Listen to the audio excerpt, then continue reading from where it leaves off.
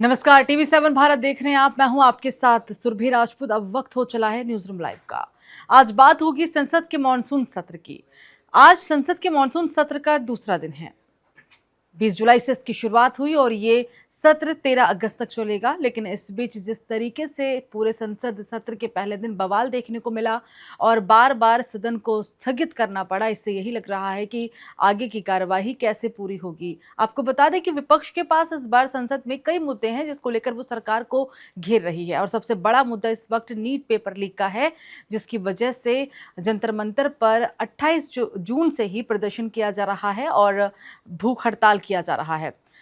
इस बीच सवाल कई उठ रहे हैं कि चूंकि संसद के मॉनसून सत्र में सरकार चाहती है कि जो 7 विधेयक है वो उसे शांतिपूर्ण तरीके से पास कराया जाए, लेकिन विपक्ष तमाम मुद्दों के साथ संसद में सियासी संग्राम मचाने के लिए तैयार है। और ऐसे में संसद का मॉनसून सत्र सुचारू रूप से कैसे चलेगा, कार्यवाही कैसे पूरी हो पाएगी, ऐसे कई बड़े सवाल उठ रहे हैं। आज भी सत्र की शुरुआत होगी। अभी 9:10 हो गए हैं और इस सत्र की शुरुआत होनी है, लेकिन उम्मीद यही जताई जा रही है कि बवाल आज भी देखने को मिल सकता है, क्योंकि अब जंतर मंतर का मुद्दा पूरे देश में एक व्यापक रूप ले चुका है और इसकी फिर से शुरुआत। ऐसी उम्मीद जताई जा रही थी कि जो जंतर मंतर का मुद्दा है शायद वो कल समाप्त हो जाए, लेकिन ऐसा नहीं हुआ। संसद के मॉनसून सत्र के दौरान भी कई विपक्षी दलों ने जमकर हंगामा किया था, बार बार सदन को स्थगित करना पड़ा था और कई विपक्षी नेता जो है वो जंतर मंतर भी पहुंचे थे इस जंतर मंतर के प्रदर्शन को समर्थन देने के लिए। और शायद दृष्टि और शायद स्थिति आज भी कुछ ऐसी ही बनी रहेगी। पूरी उम्मीद है कि बवाल आज भी हो सकता है, क्योंकि इस बार सरकार के पास काफ़ी दबाव है। सरकार चाहती है कि महिला आरक्षण बिल पास हो, सरकार चाहती है कि परिसीमन पर चर्चा हो और इसे पास कराया जाए, सरकार चाहती है कि वंदे मातरम बिल लागू हो, बीसीबी पास कराया जाए। लेकिन विपक्ष इन सब चीज़ों के परे सिर्फ रोजगार, नीट पेपर लीक, राम मंदिर में जो चढ़ावा चोरी का मामला आया वो, और भी तमाम चीज़ें जो उनके इस वक्त मुद्दे हैं उसको लेकर सरकार को घेर रहा है। नीट पेपर लीक ही नहीं, राम मंदिर चढ़ावा चोरी का मामला भी बहुत ही ज़्यादा व्यापक रूप ले चुका है। लगातार विपक्ष की तरफ से सवाल पूछे जा रहे हैं, यहाँ तक कि मल्लिकार्जुन खड़गे की तरफ से, राहुल गांधी की तरफ से प्रधानमंत्री नरेंद्र मोदी को पत्र तक लिखा गया और ये तक मांग की गई कि आपको अब चुप नहीं बल्कि इस पर जवाब देना होगा कि इतनी बड़ी के घोटाले में और इतनी बड़ी चढ़ावा चोरी में अभी तक आपने चुप्पी क्यों साध रखी है और क्या कार्रवाई हो रही है। और भी ऐसे कई सवाल थे। यानी कि संसद का मॉनसून सत्र जब ये 13 अगस्त तक चलने वाला है, अभी हालांकि 4 हफ्ते हैं, लेकिन इस पूरे सत्र की कार्यवाही कैसे हो पाएगी, सरकार जिस एजेंडे के साथ, सरकार जिस मंसूबे के साथ इस संसद के सत्र को चलाने की कोशिश कर रही है, क्या ये वो पूरा भी हो पाएगा, ये कई बड़ा सवाल है और कई अहम सवाल भी है। दरअसल आपको बता दें कि मॉनसून सत्र शुरू होने से पहले दिल्ली का राजनीतिक पारा काफी चढ़ा हुआ है। कल जब इसकी शुरुआत होनी थी, इससे पहले ही सीजेपी की तरफ से जंतर मंतर कूच करने की बात भी सामने आई थी और ये भी कहा गया था कि जंतर मंतर कूच किया जाएगा और हुआ भी यही हुआ। उसके बाद काफी बवाल देखने को मिला। संसद के मॉनसून सत्र के दौरान लगातार नीट का मुद्दा लोगों के द्वारा उठाया गया, विपक्ष के नेताओं के द्वारा उठाया गया और बार बार सदन को स्थगित भी करना पड़ा। हर आधे घंटे में सदन की जो प्रक्रिया थी वो स्थगित करनी पड़ रही थी। कार्यवाही सुचारू रूप से जैसी चलनी चाहिए वैसे नहीं चल पाई। हालांकि सत्र की शुरुआत से पहले प्रधानमंत्री नरेंद्र मोदी मीडिया के सामने आए, मीडिया को संबोधन किया। उन्होंने कहा कि इस बार का सत्र काफी खास है, हर बार की तरह हंगामा तो होता है और हंगामा और भी ज्यादा देखने को मिल सकता है, लेकिन उन्होंने साथ में ये भी उम्मीद जताई थी कि इस कार्यवाही को सुचारू रूप से चलाया जाएगा और देश हित के जो मुद्दे हैं वो यहाँ पर पास कराए जाएंगे। ऐसा हालांकि नहीं हो पाया। पहले दिन के काफी बवाल के साथ दूसरे दिन भी उम्मीद यही जताई जा रही है कि जब संसद के सत्र की शुरुआत होगी, कार्यवाही की शुरुआत होगी, तो शायद कल से भी ज्यादा कहीं बवाल देखने को मिल सकता है। ऐसे में सवाल सबसे बड़ा यही है कि सरकार इस कार्यवाही को सुचारू रूप से कैसे चलाए। विपक्ष जो मुद्दे उठा रहा है उन मुद्दों का जवाब कैसे दे, क्योंकि विपक्ष अब 2 टूक पे कह चुका है कि वो सरकार से सवाल पूछेगा और सरकार इस बार चुप नहीं रह सकती, सरकार को जवाब भी देना होगा। ये विपक्ष की 2 टूक में भाषा इस बार की यही है। तो दूसरी तरफ दिल्ली के जंतर मंतर की स्थिति, अयोध्या चढ़ावा चोरी का मामला और भी कई मुद्दे, रोजगार को लेकर, बेरोजगारी को लेकर और महंगाई को लेकर कई ऐसे मुद्दे एथेनॉल को लेकर भी मुद्दा बहुत ही ज़्यादा बढ़ रहा है। मतलब कई ऐसे मुद्दे हैं जो सरकार को की जवाबदेही तय मांग कर रहा है विपक्ष, और इस पूरे मामले को लेकर अब तमाम चीज़ों को लेकर सबकी यही नज़र टिकी हुई है कि संसद का मॉनसून सत्र जो है वो सुचारू रूप से कैसे चल पाएगा। साथ में आपको बता दें कि विपक्ष सिर्फ शिक्षा के मुद्दे तक सीमित नहीं रह रहा, कई सारे मुद्दे वो लेकर आया है, और यही वजह है कि इस बार का जो ये पूरा सत्र है वो काफ़ी हंगामेदार देखने को मिल रहा है। उधर सरकार दावा कर रही है कि विपक्ष सिर्फ हंगामा करने की तैयारी में है, जबकि देश महत्वपूर्ण विधेयकों और नीतिगत फैसलों का इंतजार कर रहा है। सरकार चाहती है कि संसद सुचारू रूप से चले ताकि कई अहम बिलों और चर्चा उन्हें पारित किया जा सके। सत्र शुरू होने से पहले जैसा कि मैंने आपको बताया कि प्रधानमंत्री नरेंद्र मोदी मीडिया के सामने आए, मीडिया को संबोधित किया।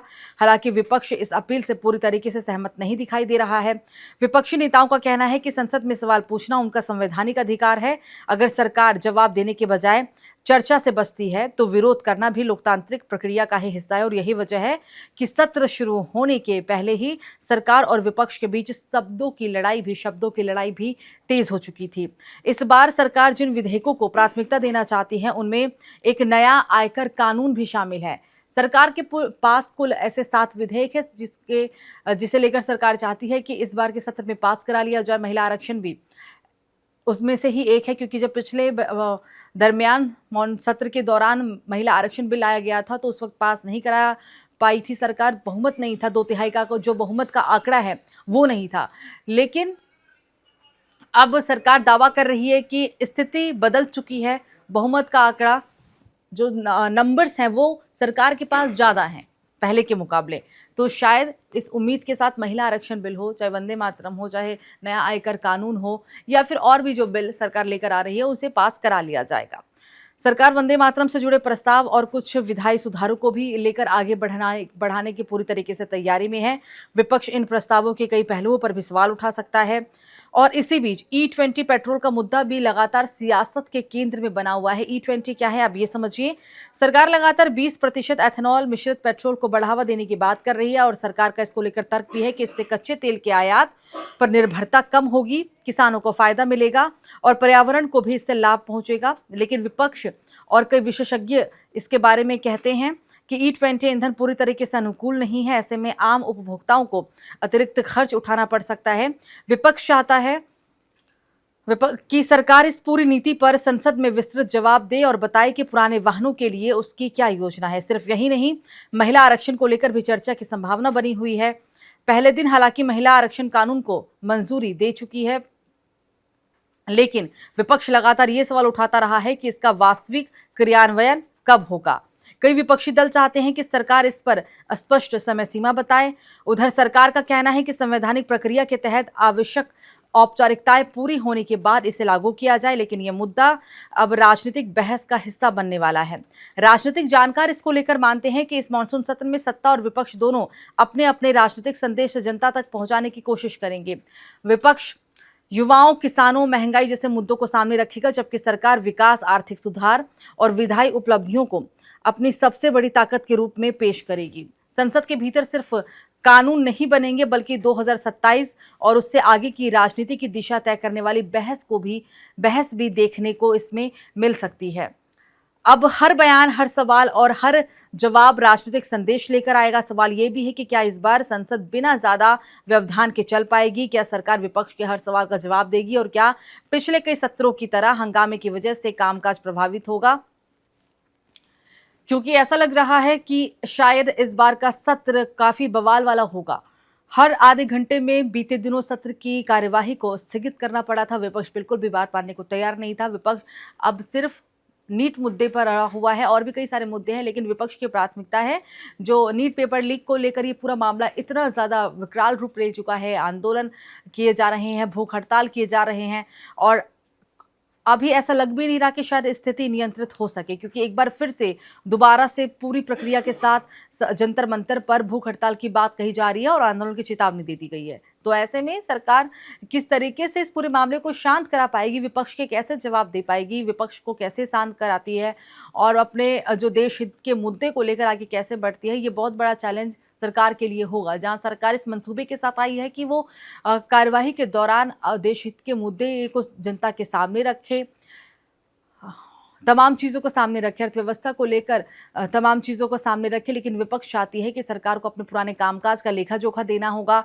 और नीट पेपर लीक हो, चाहे राम मंदिर चढ़ावा चोरी हो, या फिर किसानों का मुद्दा हो, महंगाई का मुद्दा हो, रोजगार का मुद्दा हो, एथनॉल का मुद्दा हो, ये जो सारे मुद्दे हैं, इसको सरकार को इसकी जवाबदेही मांग रही है। तो कई ऐसे बड़े मुद्दे हैं और कई ऐसे बड़ी बातें हैं जो इस बार के संसद के मॉनसून सत्र को प्रभावित कर सकती है। आज दूसरा दिन ही है, हालांकि बस कुछ ही देर में कार्यवाही की शुरुआत होगी और कार्यवाही शुरू होते ही क्या ये सुचारू रूप से चल पाएगी? क्या विपक्ष अपनी बात पर बीते दिनों की तरह ही अडिग रहेगा या बात करने के लिए तैयार होगा? क्योंकि सरकार चाहती है बातचीत से समाधान निकले, सरकार चाहती है कि अपने विधेयकों को भी वो पास करा सके, चर्चा कर सके, लेकिन विपक्ष इन तमाम बातों को बिल्कुल नज़रअंदाज कर, बिल्कुल परे कर अपनी बातों पर ही अडिग है।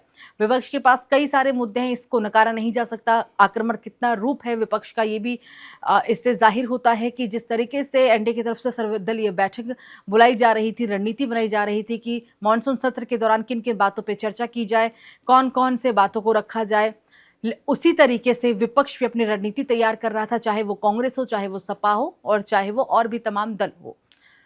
यानी कि दोनों की तरफ से तैयारियां थी, दोनों ही, चाहे विपक्ष हो चाहे पक्ष सरकार हो, दोनों ही अपनी अपनी ओर से तैयारियां करके इस मॉनसून सत्र में भाग ले रहे हैं। लेकिन इनकी तैयारियों का नतीजा तब सामने आएगा जब ये अपनी बातें रखेंगे और दोनों एक दूसरे की बातों से सहमत होंगे। हंगामा कम होगा और देश हित के मुद्दों पर ज़्यादा ध्यान दिया जाएगा, विधेयकों पर चर्चा ज़्यादा होगी और कहीं ना कहीं सरकार को जवाब देना होगा, क्योंकि विपक्ष अपनी तैयारियों के साथ आया है, विपक्ष सवाल के साथ आया है, तो सरकार उनके सवालों को भी अनदेखा नहीं कर सकती। और सरकार के पास सबसे बड़ा चैलेंज इस वक्त यही है कि पहला, नीट पेपर लीक का मुद्दा कैसे शांत हो, क्योंकि केंद्रीय शिक्षा मंत्री धर्मेंद्र प्रधान की लगातार इस्तीफे की मांग हो रही है। और दूसरा, अयोध्या चढ़ावा चोरी का जो मामला है वो भी काफ़ी तूल पकड़ चुका है। हालांकि एसआईटी की अंतिम रिपोर्ट भी पेश हो चुकी है। अब सभी को उम्मीद है कि क्या कोर्ट फैसला लेती है और क्या